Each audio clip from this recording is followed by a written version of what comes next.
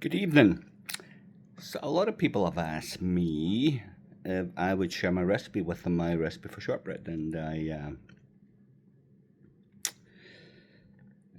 had been reluctant in the past. I have put it on a couple of times, but I've had a few more requests as well. So this is the kind of time of the year, especially if you're Scottish, you should be able to make Scottish shortbread better. But I think it's a great recipe. It's very basic. It's very simple. I'm going to put it in the comment below. I'm going to give you step by step, just just a few pointers. Basic people who bake don't really need this advice, but you're going to have it room temperature. The butter. I'll write this all down as well, but that's one of the key things. I use a mixer, with a hook to make the dough, and it's significantly easier to do that. You've got to have the certain kind of mixer to do that, but you can do it by hand. And so here's the basic recipe: is 4 cups of flour, 1 cup of sugar, 1 pound of butter. The trick for me is I use powdered sugar instead of regular sugar, and then I'll sprinkle it with regular sugar when it's all done. So I just kind of reverse the process.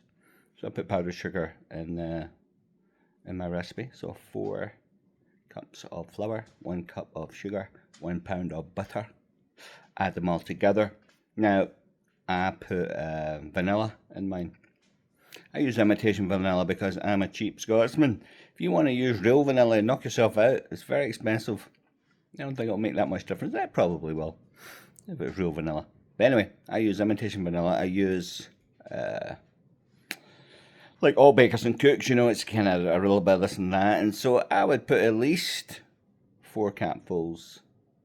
It's a good capful. 4 of them, and a minimum of 4 of them in each batch. So that's flour, sugar, butter, and the vanilla. Basically it. You mix it all together. It's hard. It's kind of hard mixing if you're doing it by hand, because you want to room temperature the butter. If it's just out of the fridge, it's going to be very difficult to mix that up. It's going to go into a kind of bread-crumb consistency as you're mixing it, and then you're going to keep mixing it and keep kneading it with your hands over and over again, both hands. I usually sit in this chair with it between my legs. I've done that for years. I've got arthritis and nerve damage in one arm, so I just stopped making it after a while. And then I discovered that you could use this mixer tip with a hook to make the dough, which is a boon for me because it takes all the work out of it. And then I've got a quartz countertop. I think any kind of stone countertop is going to be really helpful to you, because you're going to sprinkle your flour down there and you're going to slap your mixture on top of that, and you're going to beat it down. I beat it down with my hand. I just beat it down and smooth it out and beat it down and beat it down. And one of the tricks is I have my hand like this. Once I get it down to probably 3/4 of an inch, then I'll start to smooth it, and it'll form a kind of glaze on the top as you smooth it with your hand. If you just lift your hand like this, so it's just really the main part of your hand and not your fingers, and you're rubbing it around and sprinkle a little more flour in it until you get this kind of glazed, kind of granity look on top. That's important to me. Don't know why, but it is. And then another thing I do that I think most people won't do, a lot of people would kind of mark it and put the whole slab in the oven. I don't do that. I use a cookie cutter, pizza cutter, and I cut it into, well, it doesn't matter what shape it is, but just basic rectangles or squares, and I cut them out, and I'll take them individually and I'll put them on the cookie tray, and I put them on top of the parchment paper, and I put them on the cookie tray individually, and once they're on there, I'll fork them. Each one individually, I'll fork them three or 4 times. That just helps to make it bake more evenly. It's not for looks, it's for baking evenly. And then I put it in the oven. Here's the magic thing, and this is the thing: it's temperature and time. And everybody, if you bake or you do any kind of cooking, you'll know your own oven. But for my oven, and just for general terms, I put mine in at 335, and I put it in for 38 minutes. Seems pretty specific.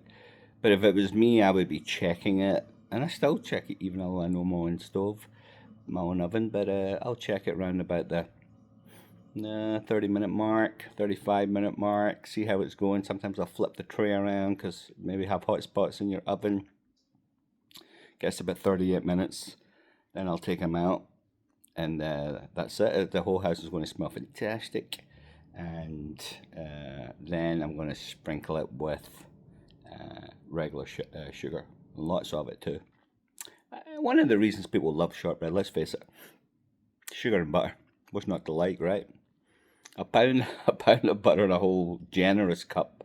So when I say a cup of sugar, mine's is usually a very generous cup of powdered sugar. It might even be a cup and a half.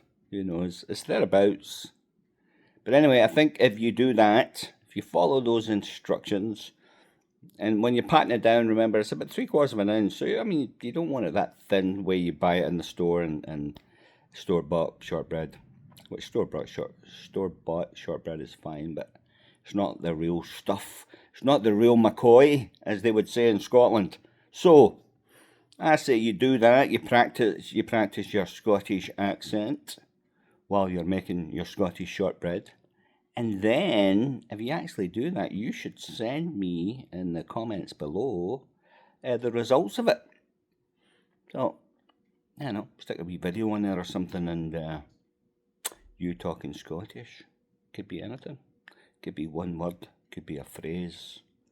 Could be any of that stuff. But this is what's going to make the Scottish shortbread. Speaking a wee bit of Scottish over it. So there you have it.